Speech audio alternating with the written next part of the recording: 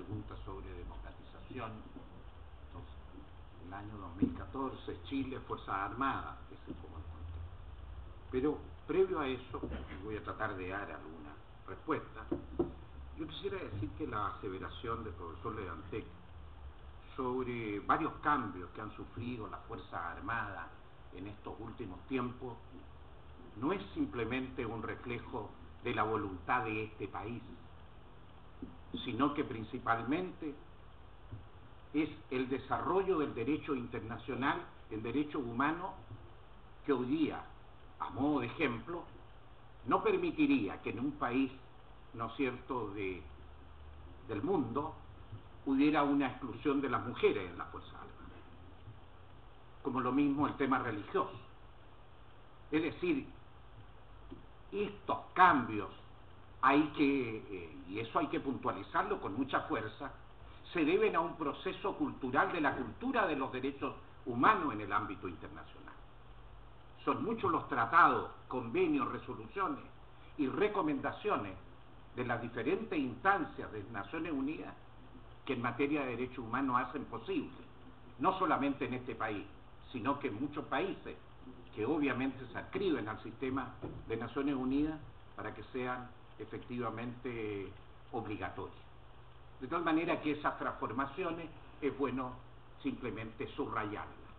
Hay un desarrollo de los derechos humanos en el derecho internacional y que obviamente Chile en su constitución del año 80, simplemente la modificación que se hace poco antes de asumir los gobiernos democráticos después de la dictadura militar, se agrega, ¿no es cierto?, en el inciso quinto, ¿no es cierto?, el inciso final, que todo tratado, ¿no es cierto?, ratificado por Chile es ley para Chile. De tal manera que parte de ese bagaje de nuevos derechos que las Fuerzas Armadas en Chile asumen es simplemente por este caminar de los derechos humanos en el derecho internacional. Segundo, yo quisiera decir algo que lo planteaba el profesor Ledantec sobre esta cosa de los procesos de privatización. Efectivamente, el año 1980, la Constitución del año 80 con el principio de la subsidiariedad, tiene tres hipótesis. Uno, que todo lo pueden hacer los particulares y solo puede intervenir el Estado, solo si los particulares no lo quieren hacer o lo hacen, donde el Estado puede intervenir. Efectivamente, lo único que va quedando en este país para que se privaticen definitivamente son las Fuerzas Armadas, porque todo lo demás está privatizado en este país.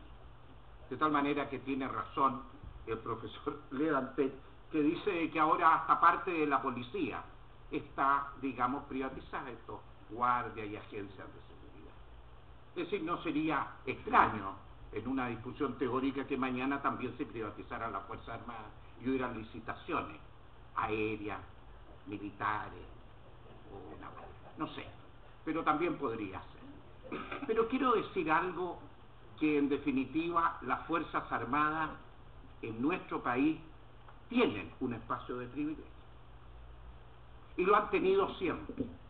De alguna manera el profesor Magasis en algún relato pone de manifiesto que no es solamente el 11 de septiembre del 73 donde las Fuerzas Armadas de Chile participaron en golpe militar, en golpe. No es solamente el 11 de septiembre del 73 donde las Fuerzas Armadas en Chile, en su historia, vulneraron los derechos de las personas. Lo que pasa es que en la historia oficial de nuestro país, efectivamente, hay como un capítulo que no se toca a las Fuerzas Armadas. Son muchas veces las calles, plazas y monumentos de personas que fueron en la historia, no estoy hablando del 11 de septiembre del 73, sino anterior, también violaron los derechos humanos. Y la pregunta es, ¿hubieron juicios? Los tribunales. La matanza, quiero hacer un solo ejemplo, la matanza de Santa María. Quiero yo preguntar, ¿hubo alguna causa que conociera de aquello? ¿Y quiénes fueron los que cometieron la matanza? Personas que vestían uniforme. Entonces, quiero señalar que cuando estamos hablando del tema de democratización de las Fuerzas Armadas, en primer lugar, y aquí hay un historiador, la historia de este país también tiene que encontrarse con una memoria y una historia verdadera. Porque efectivamente también hay un imaginario, y yo creo que es cierto que en Chile hay, de un profundo respeto casi sagrado en algunos de los espacios de hablar del tema de las Fuerzas Armadas. Y no me quiero referir solamente al 11 de septiembre en adelante. Quiero tener una mirada desde el año 1810, partiendo de una base de que toda América Latina logra su independencia por presencia de militares. De tal manera que hay como un relato heroico, que las sociedades la asumen y no son rigurosos en analizarlo. Nosotros no somos rigurosos en analizarlo. Y hoy día, cuando uno habla de democracia, yo diría que hay que puntualizar que la democracia también, tal como lo dice la ciencia política, y aquí obviamente los académicos muy bien saben, que hay democracias de alta, de baja intensidad. Y son democracias.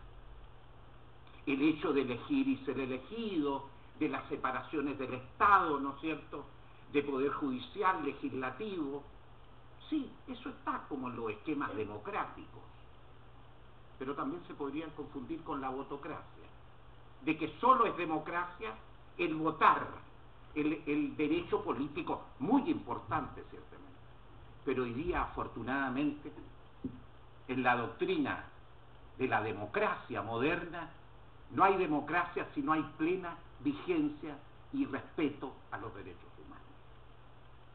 Y eso, y si queremos señalarlo también, uno tendría que decir, en Chile tenemos bastante paradojas, pues. Fíjese que la Constitución del año 80, en primer lugar, en el artículo primero garantiza sobre todo la dignidad de las personas. El artículo quinto, en su inciso final, para garantizar todo, ¿no es cierto?, tratado que tenga que ver con esa dignidad, ¿no es cierto?, de la persona, se reconoce que es, obviamente, obligatorio para este país. Después el 6 y el 7 del texto constitucional nuestro, habla del principio de la legalidad, nadie puede estar más allá de la ley, y no hay ninguna autoridad que... Y el artículo 19 ya viene la poesía, que es el numeral donde se garantizan todos los derechos humanos, que se incorpora obviamente la teoría de los derechos humanos en el artículo 19 y todos sus numerales. Pero perdón, la Constitución en el año 80. ¿Y qué pasó entre el 80 y el 90? ¿Qué pasó? Ah, no, es que había una dictadura. Sí, ya, seguimos en esa lógica y además es un dato duro de la realidad, eso es así. Pero ¿por qué esas Fuerzas Armadas, y aquí hay miembros de las Fuerzas Armadas, pues, por qué muchos de ellos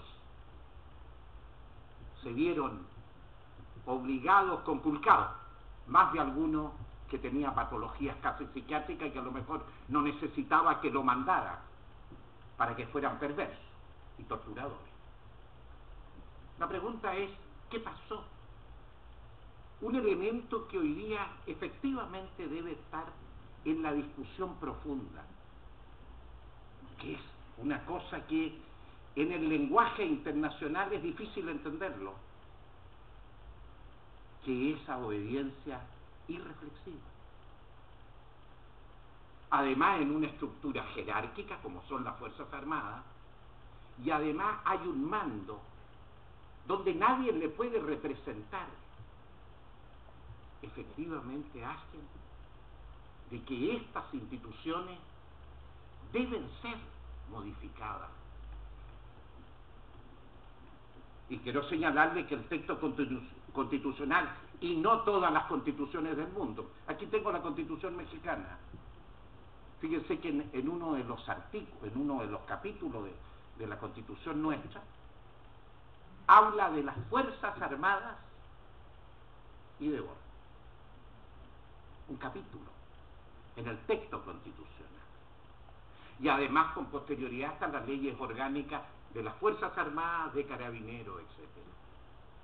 Nuevamente, una especialidad y un distingo.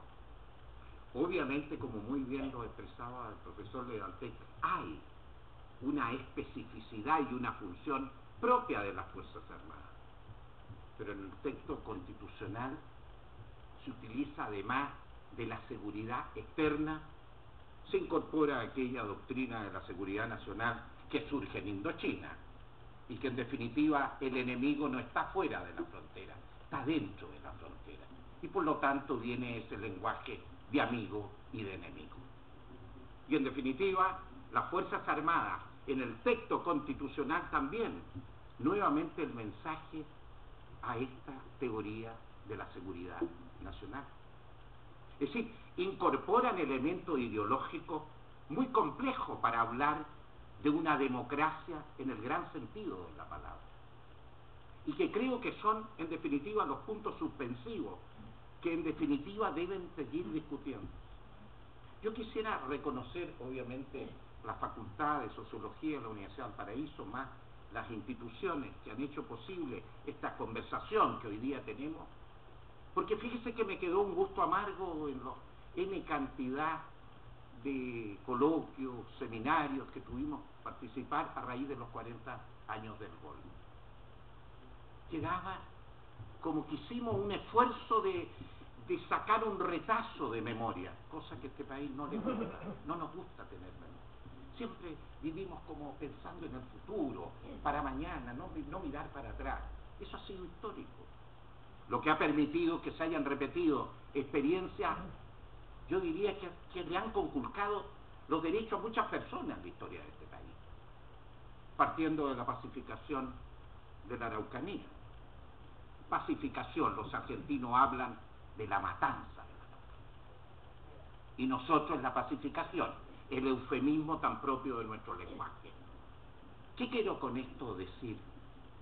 Que cuando estamos hablando, y tal vez un poco siguiendo la lógica de las preguntas que nos hacía el profesor Ojeda, proceso de democratización. Yo creo que una discusión que el país tiene no solo en relación a las Fuerzas Armadas, que no pueden ser tratadas en forma distinta a un proceso político, social y cultural que comprometa principalmente una cultura de los derechos humanos. Ciertamente de eso estoy hablando. Porque si no, vamos a seguir con esa mirada que también es muy propia de nuestro país. La ley se acata, pero no se cumple. Ese es un paradigma que está. Lo hablo desde el punto de vista del derecho. Fíjense que los tribunales hasta el día de hoy, por eso los procesos son muy profundos, hasta el día de hoy los tribunales no logran de que algunas instituciones de las Fuerzas Armadas entreguen la información solicitada que da cuenta sobre violaciones severas de los derechos humanos. Hasta el día de hoy. Pero la ley no es obligatoria para todos. Se dan cuenta que todavía está ese imaginario de lo especial, de lo distinto, de que eso no. Fíjense que el tema de la educación en derechos humanos en las Fuerzas Armadas, que sé que hay un proceso y que es muy interesante, sí, pero es la educación de los derechos humanos a los ciudadanos del país. Las Fuerzas Armadas no son más que una parte, es una estructura que cumple una función, pero no es más que eso. No una especialidad que ha permitido tener el poder de las armas. Todo ese poder de las armas en un sistema democrático, válgame Dios, que tiene que estar abiertamente abierto, no puede ser un tema de un estanco en la estructura de una sociedad. Eso es uno de los debates que tiene que plantearse este país cuando estamos hablando, cuando los modelos y los sistemas se agotan, obviamente este país necesita una reflexión. ¿Cuál es ese modelo de democracia real donde efectivamente las Fuerzas Armadas tengan su presencia en esa concepción de Estado? Porque más allá de las doctrinas y las teorías que explican el Estado, yo diría que como lo elemental y natural del Estado es que es una organización, es una ficción, pues.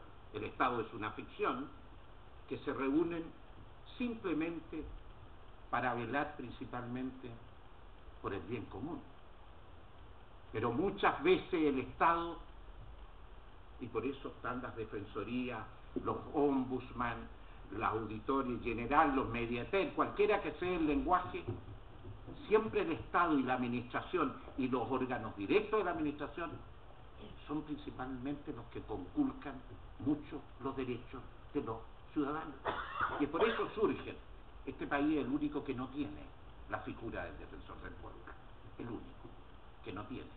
Efectivamente que hay otros países donde hay, como aquí muy bien lo han expresado los académicos, donde existe la figura del defensor, que toma también en cuenta a aquel funcionario de las Fuerzas Armadas que en esa estructura jerárquica vertical, con obediencia y reflexiva, muchas veces se ve conculcado, él, al interior de su propia institución, de sus propios derechos. Es decir, hablar de la democratización de las Fuerzas Armadas no es simplemente un stand. Mi opinión es que hablar de la democratización de las Fuerzas Armadas es también perfeccionar un proceso de democratización de nuestro país, que no puede ser, si el Estado es el que vela por el bien común como esencia, y resulta que el principio de la subsidiariedad le entrega todo a los particulares, con excepción que no lo quieran hacer o que lo hagan mal, ¿quién vela por el bien común? Cuando es legítimo que los particulares, su relación son de interés, y eso es legítimo. Pero ¿quién vela por el interés de todos? En otras palabras, y quiero ser muy riguroso con el tiempo, mi reflexión es hablar de un proceso de democratización de las Fuerzas Armadas, es encontrarnos también con un imperativo bastante categórico, que es discutir nuestro proceso, nuestro modelo como sociedad, como modelo político, como social, como país. Porque seguimos a veces afirmándonos en la formalidad de las normas, cuando el espíritu y los grandes principios a veces están bastante ausentes. Muchas gracias.